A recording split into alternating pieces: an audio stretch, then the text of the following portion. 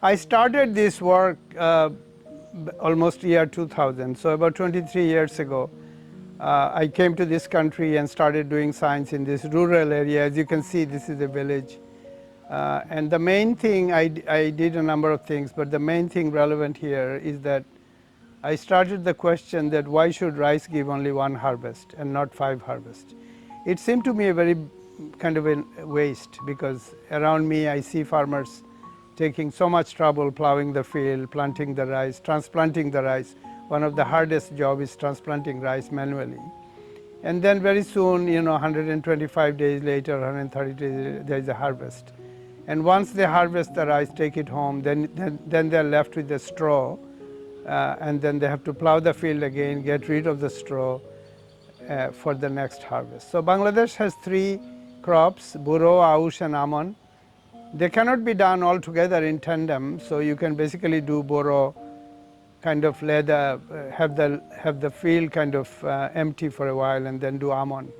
Or you can do aush and then you can do late almond. So although formally there are 3 harvests, you cannot do all 3 harvests consecutively in the same piece of land.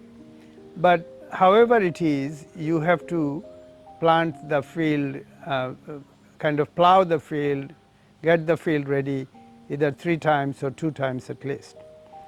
So the idea I had is that what if you plant the buro, you do the buro harvest, and then from the body of the same plant, is it possible to get aush harvest and then almond harvest? If you did it that way, then you can do all 3 harvests. That was my idea.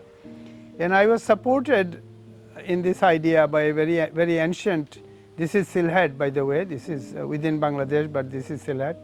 So I was supported by this few 100-year-old song, which says, "The puber bonde, poismer bonde, jomin koto khan, rari betiye khat kore, dayane radhan," in Sylheti language. What it means is that in the east and the west there is a whole rice field, and the poor widow, rari in Sylheti language means poor widow, she lives her life on neradhan. So neradhan means what is known in the western world as ratun rice, which is that after you harvest from the straw called nera, you have another inflorescence, some inflorescences coming up, and it's a very meager small amount of rice. So traditionally in the rice growing area, the poor people, they used to survive on the ratun rice or the neradhan.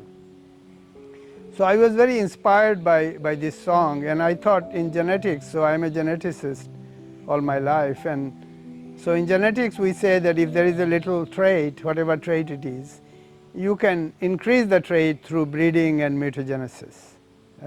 So this has been the history of my life over the last 45 years.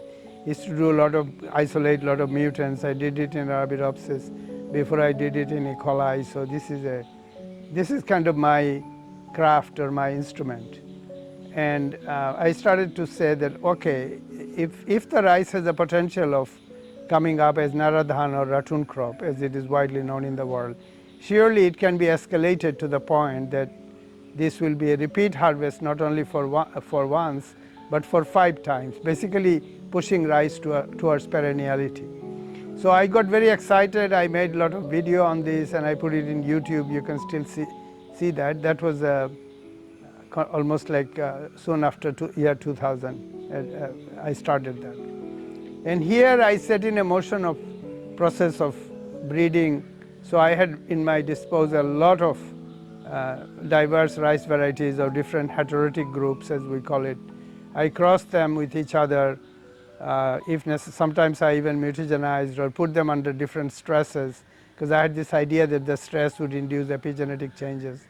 And to make a long story short, we did a whole series of crosses, and we started to demand increased growth. So we would cut it, and then when the second inflorescence came up, we used to assess them and ask whether the second inflorescence is close to the first inflorescence. So these varieties that we developed, we didn't just take some varieties and started testing them for rattuning competence. We deliberately created them by breeding and selected breeding, so to speak, which went on for a long period. And I actually recruited the farmer, the wise people, made a committee of about 7 to 11 people and say which one has the highest ratoon crop. And not the first one, after the primary harvest, the first one is called ratoon. But we kind of extended the definition of ratoon. You can call it hyper ratoon. We demanded not only second crop, but third crop and fourth crop and fifth crop and so on. And what I found was fascinating. I found that after you, first of all, different varieties have different regeneration competence or ratoon competence. And we introduced the word Panchabrihi, which is the 5 harvest, PV as a phenotypic trait. So we call it PV1, PV2, PV3, PV4 and so on, instead of saying ratoon, because I don't like the word ratoon. It just doesn't ring a bell inside me. So I don't know why people gave this name. So I don't use the word ratoon. I call it Panchabrihi or regeneration competence and other things. So we found that rice has a different level of regeneration competence or PV trait. Some do better than others.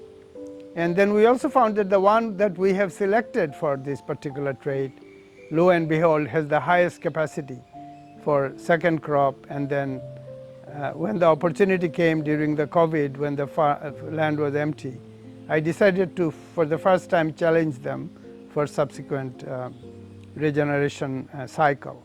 And I found that in year 2020 and 21, we were able to find that some varieties were able to give 5 consecutive crops. So the way it works is that we start in the burrow in February. After about 20 to 25 days, we have the first harvest. We cut at a particular length, and then we developed a biological spray, which we have been using from the beginning. Later on, I found that this spray was very helpful, but we were using the spray for everything anyway. So then we found that some varieties gave second harvest after 45 to 50 days after this cut. And then when we cut again, then we found something extraordinary. We found that the third harvest, or the second ratoon, if you will, was starting from below, near the root region. Massive green shoots were emerging and giving a fantastic kind of second ratoon or the third harvest, which vastly exceeded in some varieties the first harvest. So this is a very new thing. We need to understand the biology of it. I have simply observed it for the last 3 years, but I haven't studied it properly molecularly and so on. So then after the third harvest, you cut again and you get a fourth harvest, which is fairly decent. Just like the first harvest, second harvest is about 50 to 60% of the first harvest. The third harvest is 120% of the first harvest, and then fourth harvest is again 50 to 60%. So you get a very solid 4 harvest, and then you have a very meager 5 harvest. And in the best condition that we have seen, if you translate it into kind of grain yield per hectare, then it is 20 tons per hectare after the 5 harvests. So 20 tons per hectare per year, which is an extraordinary achievement. And some of our varieties, not all of them, some of them. So this year we have done the same thing. We have gone into the field and we have looked for more regeneration competent rice, if you will, after crossing and selection. And this year we have about 100 potential candidates. We are using both optical and radar satellite images to monitor Panchabrihi rice variety. Optical satellite uses sunlight to capture the image of Earth's surface, whereas radar satellite emits its own wave to get data of the Earth's surface.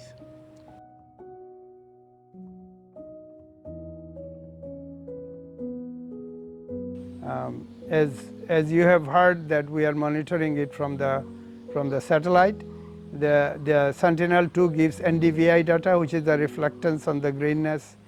So you can actually see that NDVI rises when the grain matures, NDVI falls. So this is the first harvest. We compare and contrast with the farmer's variety. We can see that our Panchabrihi variety from the satellite data, it rises, falls, and then rises again and falls. So there is a second small thing which you can see NDVI is smaller than the first. And then you get the massive third one. You can also see the satellite data. So it's not like it's my opinion. It's the real objective data from the satellite. and then this wave behavior continues, completing the 5 harvests, which we can see from the satellite data.